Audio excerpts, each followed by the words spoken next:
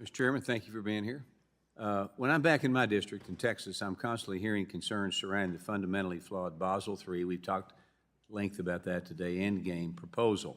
These concerns are not only coming from my banking industry, but also from farmers, ranchers, small business owners who are concerned about how this proposal will impact the ability to access capital in the future.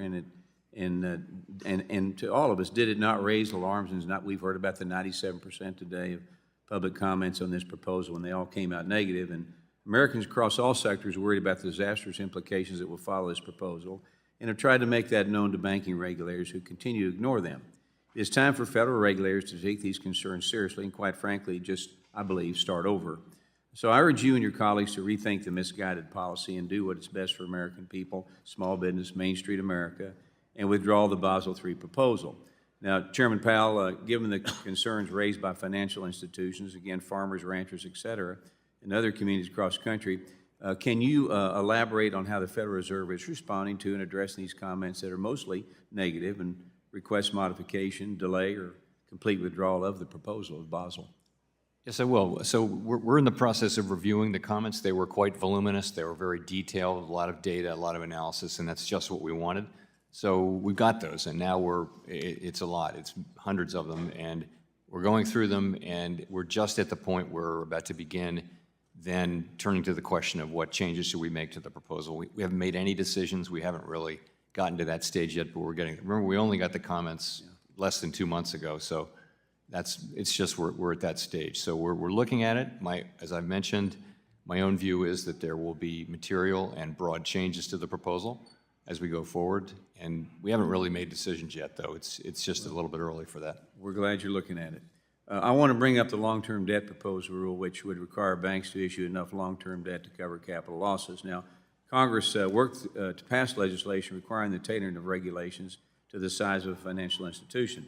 This is meant to protect banks of all sizes and allow for families and businesses in my district to have options to meet their lending needs. So the Fed's long-term debt proposal would undo any sort of regulatory tailoring and puts into place a new long-term debt issuance requirements on regional banks, which require these banks to issue long-term debt both at the parent holding company level and the IDI level. Now, these regional banks will face increased costs when they are already facing towering regulatory burdens from this administration, and those are the banks that people do business with. So, Mr. Chairman, do you believe that this proposal rule goes against the requirements of S-2155, the Economic Growth, Regulatory Relief, and Consumer Protection Act, and will you commit to exploring this issue further with your colleagues?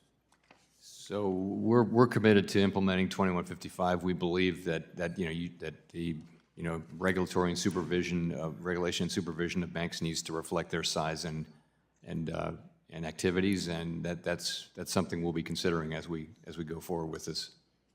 Okay. Short time I got left. Americans continue to feel the pain from runaway inflation created by the Biden administration as everyday costs continue to stay expensive. As you know, I'm in the car business, and inflation is just running rampant in my industry. And the irresponsible and partisan American Rescue Plan forced through Congress by Democrats only made inflation more of a problem. And now American families and businesses have been forced to deal with runaway inflation for 3 full years now, which has caused some major hardships. So quickly, the ARPA injected nearly $2 trillion of deficit spending into our already struggling economy. And how does this type of inflated spending, combined with economic headwinds like supply chain shortages, impact the economy? And doesn't this kind of reckless spending actually fuel the pressures of inflation? I think there are a lot of causes of the inflation we've seen. We saw this inflation everywhere in the world, so the reopening of the economy after with very strong demand and constrained supply. You saw inflation in all the advanced economies. It was a little sharper here at the beginning. I think there's a role for monetary policy in that. There's a role for fiscal policy. There's a role for the pandemic, a starring role for the pandemic. Our job is to deal with it, and that's what we've been doing. Well, thank you for always keeping small business in Main Street America in your calculations. And with that, Mr. Chairman, I yield back.